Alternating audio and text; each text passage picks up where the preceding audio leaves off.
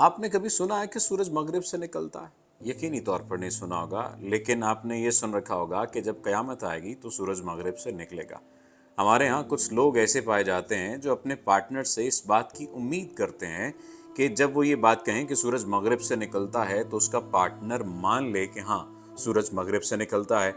और जब वो मान ले कि सूरज मगरिब से निकलता है तो फिर उसके बाद वो ये बात कहें, देखो तुम लाइल्म हो, तुम जाहिल हो और जहालत के किसी आला दर्जे पर हो कि मैंने तुमसे मजाक किया और तुमने उस मजाक को सच समझ लिया, हालांकि सूरज तो मशरिक से निकलता है। धोखा देने वाले, तकलीफ देने वाले, अजियत देने वाले, स्याह दिल के मालिक लोग अक्सर व बेशतर यही हरकत कर रहे होते हैं कि वो अपने पार्टनर को इस नहज पर लाना चाह रहे होते हैं कि वो खुद छोड़ दे। इस नहज पर लाने के लिए वो चंद एक हरकतें करते हैं। वो कौन सी चंद हरकतें हैं, कौन सी चंद एक निशानियां हैं, उन निशानियों को समझ लीजिए। और जब ये निशानियां पूरी होने लगें या निशानियों का आगाज होने लगे तो वहीं पर उन्हें ठीक कर लीजिए या इस ताल्लुक से निकल जाइए।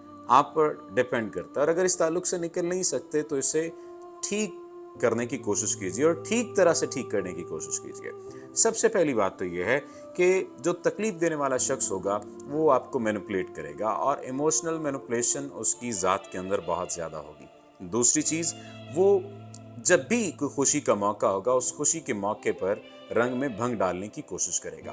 तीसरा मामला, वो आपको धोखा देगा लेकिन आपसे ये बात कहेगा कि तुम इस धोखे को धोखा नहीं समझोगे, तुम इस धोखे को बस एक ऐसी आदत समझ लो जिसे इग्नोर किया जाना चाहिए। चौथी चीज, वो आपको हमेशा ये खौफ दिलाएगा कि तुम्हें मैं अकेला छोड़ दूंगा। वो हमेशा आपको ये खौफ दिलाएगा कि मैं तुमसे मोहब्बत करता हूं, मैं तुम्हारी जिंदगी से अगर निकल गया या निकल गई तो तुमसे कोई मोहब्बत करने वाला बाकी नहीं बचेगा। पांचवी चीज, वो आपको डिसरिस्पेक्ट करेगा आपके अपनों के सामने, आपके दोस्तों के सामने, आपके पराये लोगों के सामने, मीटिंग्स में, गैदरिंग्स में, जहां पर भी आप होंगे आपको वो डिसरिस्पेक्ट करेगा। यहां तक कि वो आपके घर वालों के सामने भी आपको डिसरिस्पेक्ट करेगा इस अंदाज से कि घर वालों को महसूस हो रहा हो कि आप ही की गलती है। इससे हटकर जो पांचवी चीज है, पांचवी या छठी जो भी कह लीजिए, वो आपको इमोशनली अब्यूज करेगा। आपको समझ ही नहीं आएगी कि आपके साथ हो क्या रहा है। आप अपने आप को गिल्टी समझना शुरू कर देंगे, अपने आप को गलत समझना शुरू कर देंगे। वो इमोशनल अब्यूज के साथ साथ वर्बली अब्यूज करना शुरू कर देगा। ये छठी निशानी है। इसके साथ साथ सातवीं निशानी है कि वो ऐसा एनवायरनमेंट पैदा कर देगा जिससे टॉक्सिसिटी क्रिएट होगी, जिससे आप फट पड़ेंगे, जिससे आप लड़ेंगे, जिससे आप तकलीफ का शिकार होंगे, जिससे आप अजियत का शिकार होंगे और फिर वो लड़ाई बढ़ जाएगी। और लड़ाई के इख्तिताम पर वो आकर कहेगा कि देखा, मैं तो तुम्हें पहले कहता हूं कि तुम टॉक्सिक हो, तुम छोड़ना चाहती हो या छोड़ना चाहते हो। तो टॉक्सिसिटी उसकी ज़ात के अंदर होगी और वो टॉक्सिक एनवायरनमेंट पैदा कर देगा। ये सातवीं निशानी है। आठवीं निशानी है कि वो आपको वर्थलेस फील करवाएगा। ये बड़ी अजीब बात है। वो आपको वर्थलेस फील करवाएगा कि तुम्हारी कोई अहमियत नहीं है और मेरे बगैर तो तुम कुछ भी नहीं हो, तुम्हें कोई मुंह नहीं लगाता था।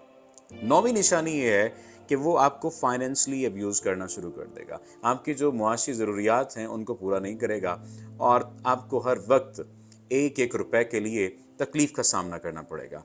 और दसवीं, वैसे तो बहुत सारी निशानी है लेकिन दसवीं निशानी ये है कि वो अपनी नीड्स को तो आपसे पूरा करेगा लेकिन आपके राइट्स का उसे नहीं पता होगा, आपकी नीड्स का पता नहीं होगा और दूसरे लफ्ज़ों में उसे अपनी ड्यूटीज़ का पता नहीं होगा, या पता होगा भी तो उनको फुलफिल नहीं करेगा। अगर ये 10 निशानियां आप अपने पार्टनर में देखते हैं, आप अपने साथी में देखते हैं, दोस्त में देखते हैं, शौहर में देखते हैं, बीवी में देखते हैं, तो इन निशानियों को सबसे पहले तो इनका इलाज कीजिए और अपने पार्टनर को अपने साथ ठीक करके साथ रखिए।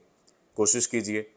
ये कोशिश 3 हवालों से हो सकती है, ज़हनी तौर पर, जज्बाती तौर पर, नफ्सियाती तौर पर, और इससे हटकर चौथी चीज़ है रूहानी तौर पर। ये डिपेंड आप पर करता है कि आप इसको किस अंदाज से लेकर चलते हैं। सो कोशिश करें अपने मामलात को बेहतर करें। अगर नहीं हो सकता और आपके पास कोई ऑप्शन नहीं है ठीक करने की तो फिर इससे निकल आइए, बजाय इसके कि आप अजियत का शिकार रहें, आप तकलीफ़ का शिकार रहें। आपका शुक्रिया।